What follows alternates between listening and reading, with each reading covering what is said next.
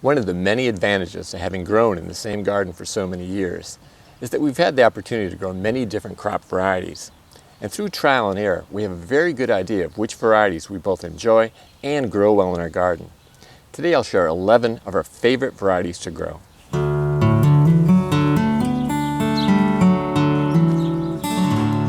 Before sharing the different varieties that we grow, I should talk a little bit about our growing conditions because they have an impact on what varieties we're able to grow here. We live in the Chicago area, zone 5B, and have a relatively short growing season. Our backyard garden gets plenty of sun in the morning, but from 1:30 p.m. through sunset, it's shaded by trees in the west. With limited direct sun, we found that small tomato varieties do much better than larger ones, and we grow smaller varieties of crops like carrots and turnips. We're also fortunate to have a small front yard garden that gets quite a bit more direct sun. That makes it a great place to grow sun-loving summer crops like peppers, tomatillos, and eggplants. Now let's start looking at some of our favorite varieties to grow. We'll start with tomatoes. If you've seen any of my summer videos from previous years, you've probably seen my Sweet Million cherry tomatoes. They produce large trusses of delicious red cherry tomatoes, and they're by far the most productive tomato that we grow. They're also always the first to ripen.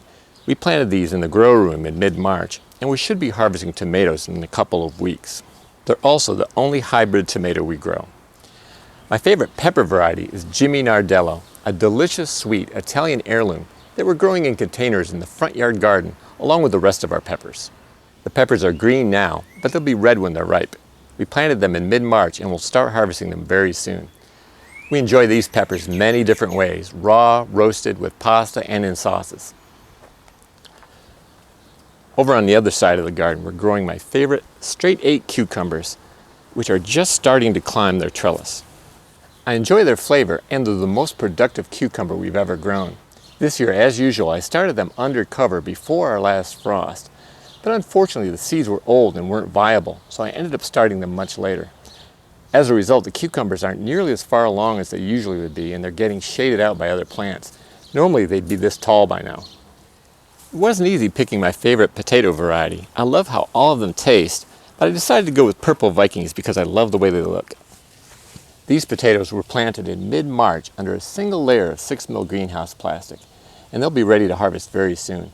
The plants are just now starting to die back, which is when I usually start feeling around near the surface of the mulch to see if I can find any new potatoes. Let's see if I can.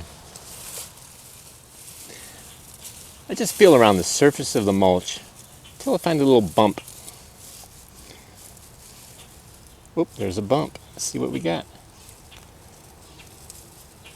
Okay, there it is. Our first purple Viking potato of the year. Gorgeous. Now let's take a look at my favorite bean, Trionfo violetto pole beans. These beans taste great, they're gorgeous, they produce like crazy, and they grow well in our partially shaded garden. Like last year, we're growing the beans up the hoops of our hoop house. At their peak last season, the beans grew all the way to the top of the hoops and hung down for easy picking. There were so many of them we could barely eat them all. We absolutely love these beans. Now let's see if I can find my favorite carrot, a Danver's half-long. Like I said before, we plant mostly small carrot varieties because they do best in partial shade. And this particular variety does very well for us. It's not too big, it's not too small, and it tastes great. Okay, I think I found one. Let's see. That does look like a Danver's half-long. Beautiful carrot.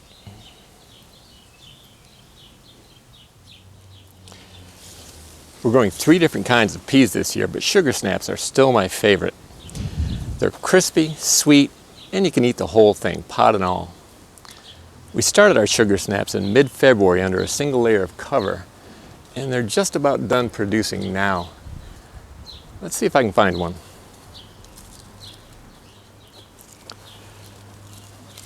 Well, I don't see one on this side. Let's see if I can find one on the other side. Okay, here's one. It's a little on the mature side. Let's see how it tastes. Good as new. Excellent.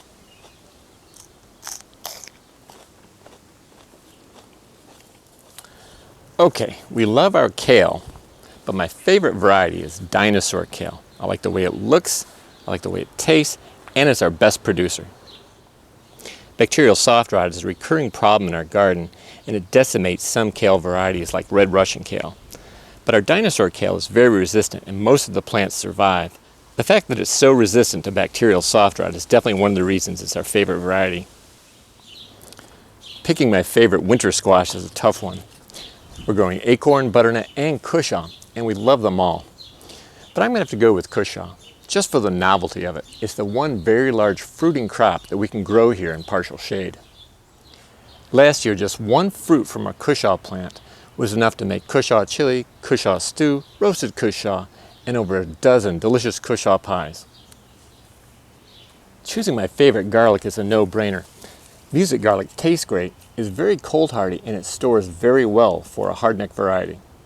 This crop was planted last October and will be ready to harvest in a few weeks. I planted it entirely from cloves that I saved from last year's harvest, so the cost is next to nothing. The last of my favorite varieties that I'll feature today is Tokyo Market turnips. These turnips are sweeter and more tender than most turnip varieties, and they only take 4 weeks to grow to maturity. They taste so good that I sometimes eat them raw. We've already harvested most of these turnips, but we still have some growing here in this grow bag. We'll plant them again in late summer for a fall harvest. I hope you enjoyed this look at some of our favorite crop varieties to grow. If you'd like to try growing some of these crops yourself, please see the links in the description below to where we bought the seeds. If you enjoyed this video, please give it a thumbs up.